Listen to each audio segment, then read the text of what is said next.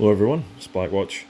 So this is the video that you asked for. It is a review of Void Edge along with a sort of first impression / a primer for Steel Wave. So we'll start with Steel Wave first because that's what we're moving into at the end of this lovely boring season we've had. Steel Wave's looking good, it's looking really good, it's looking a lot more impactful than anything we've had for pretty much the last year. The last thing we had that I think had the potential to impact the meta in this way, probably Burnt Horizon. So you're looking at season 1 of last year, so we're going back a long time. And even then, Gridlock didn't really hit as hard as Mozzie did in that regard, whereas I think both of the operators this time around, Ace and Melusi, have the opportunity to both have a massive impact on how we play Siege. Big part of that for Ace isn't necessarily the strength of his gadget, but the fact that his gadget is in such a fundamental role that he's going to end up seeing play regardless, I think. Plus, he's got a fantastic weapon. The AK-12 is the best gun in the game. There's no debate, it's just statistically the best. And the fact that it's running with NATO optics, which are arguably better than the Russian ones, and on a 2-speed instead of a 3-speed or 3 armor like Fuse, you're looking at a much better deal overall.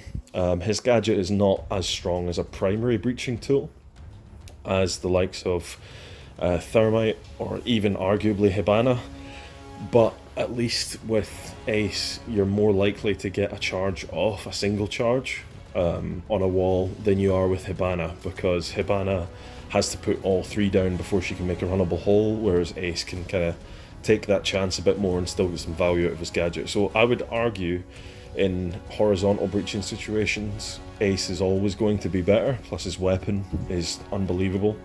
But Hibana is still going to be the top of the roost when it comes to hatches, and then I think Thermite is that perfect middle ground where he will always be better on horizontal, but he can do hatches if he needs to. So yeah, it's making the hard breach choices a lot more interesting. His loadout is very, very enticing. I know that's going to bring people in probably more than the gadget itself, but the way the gadget works I think is fun, it's complicated without being opaque, and the counterplay is interesting. It doesn't feel like you're getting huge value for no risk. There is a lot of risk associated with using that as your breaching tool, but you know, all the best things in Siege have elements of risk involved. So it's a nice gadget. I think he's going to be very strong. I think you'll be seeing plenty of him when he comes in, definitely as a backup to Thermite, and maybe if Thermite gets banned he might be a better option as a main breacher than Hibana. In fact, I'm almost certain he will be, but we'll see. We'll leave it until we're actually playing on live servers. Of course, I'm on console, so I'm going based off of gameplay from other people, as well as the reveal, but I've watched plenty, so I think I've got a reasonable idea of how he's going to perform. Melusi, on the other hand, I think it's a lot less supplementary than Ace, so I don't think Ace is going to have the direct impact on the main role that Melusi is going to have, because her gadget has a bit of everything. Reminds me very much of Legion and also of Ella in the way that she's being implemented, and that she is too strong at the moment. I mean, I'm not sure if they've already taken a Banshee away or not, but I think it's very likely that they will if they haven't. And she could be seeing more nerfs down the line as well, because she's got a strong gun, she's got Legion's gun, which is, it's good, you know, there's no argument there. It's a fast gun, it is also reasonably good in terms of damage. There's a reason why people enjoy playing with Legion so much, because it's nice to use, it's a very comfortable weapon. She's also a 3-speed, always a benefit.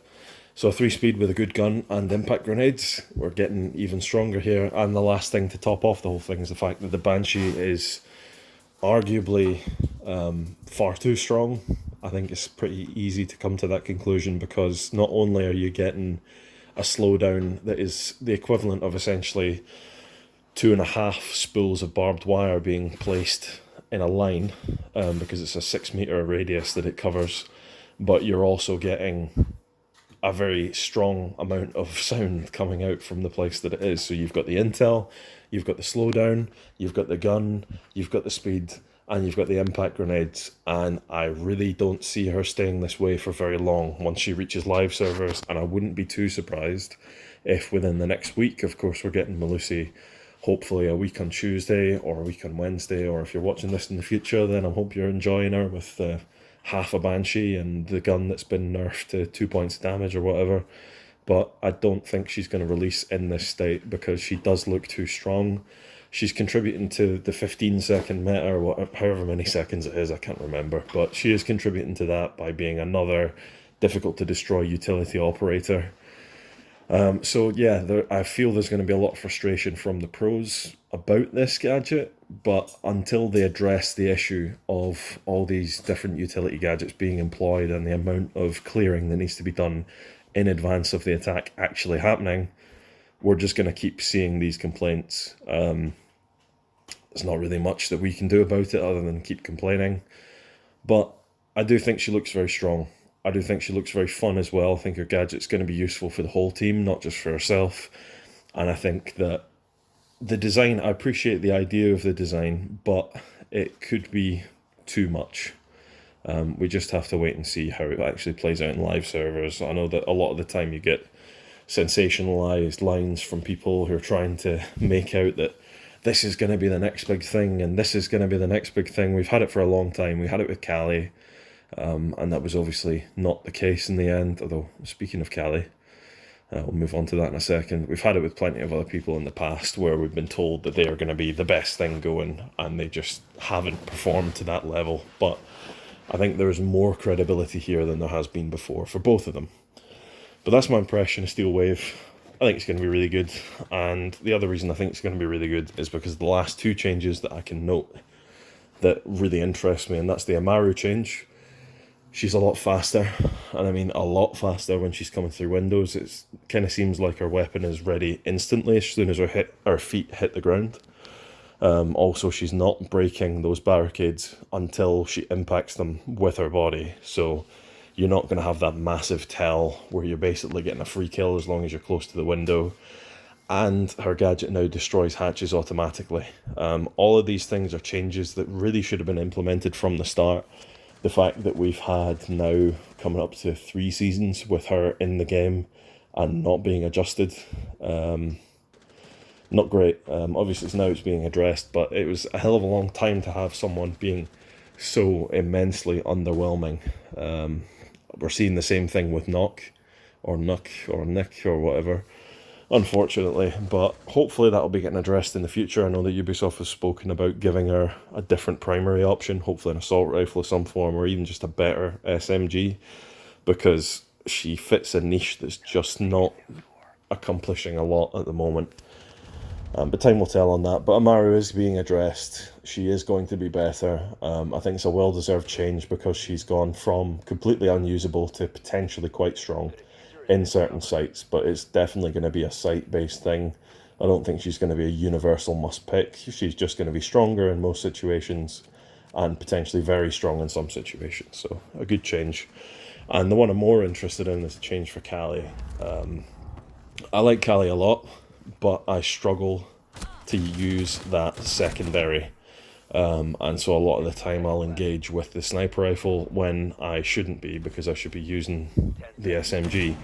But the C75, it's not it, Chief. Like, it's a terrible gun. As much as I appreciate the fact that it's the best of the Korean sidearms, that's only because the SMG-12 used to be far too strong and they made it completely unusable. Which is a problem that I think Ubisoft's balance team has, and they really need to work that out. You can make something not as strong without making it literally unusable, and a lot of the time they do make things unusable, and they've got to sort that particular habit out because it just makes the game a bit frustrating to play. But this is a very good change. So they're taking away the P226, and instead they're replacing it with Clash's secondary, basically a primary, which is the SPSMG. It's a TMP9. If you've played other games or know about weapons, you'll recognise it. I'm pretty sure that's what it is anyway. And it's a good gun. Machine pistol, small magazine, but it hits hard. It's got decent recoil. It's got a built-in reflex sight. And I think that was the biggest issue with the C75. It was a usable gun, but something with iron sights as poor as the iron sights on the C75 is never going to be easy to control, because if you've got big muzzle climb, then your gun model is covering the target, and that's not a good situation to be in. You need that buffer of the holographic sight to make a difference so that you can actually still acquire your target, and that just doesn't happen with the other pistol. So instead of doing what I thought they might have done, which is add that sight to the gun, instead they've just decided to give her an entirely different gun and keep the C75 as an option. Anyone who picks a C75 after this point, I really don't think there will be anyone, to be honest. Maybe a small number, but the SPSMG is objectively a better weapon in this situation. I think this is definitely going to become the de facto primary for Callie. And they've also buffed her lance, so the lance now detonates after a second and a half rather than 2.5 seconds, so it's a hell of a lot more difficult to trick. So you have to be a very highly reactive bandit to sort it out, because this now actually has a faster detonation time than Thatcher's EMP.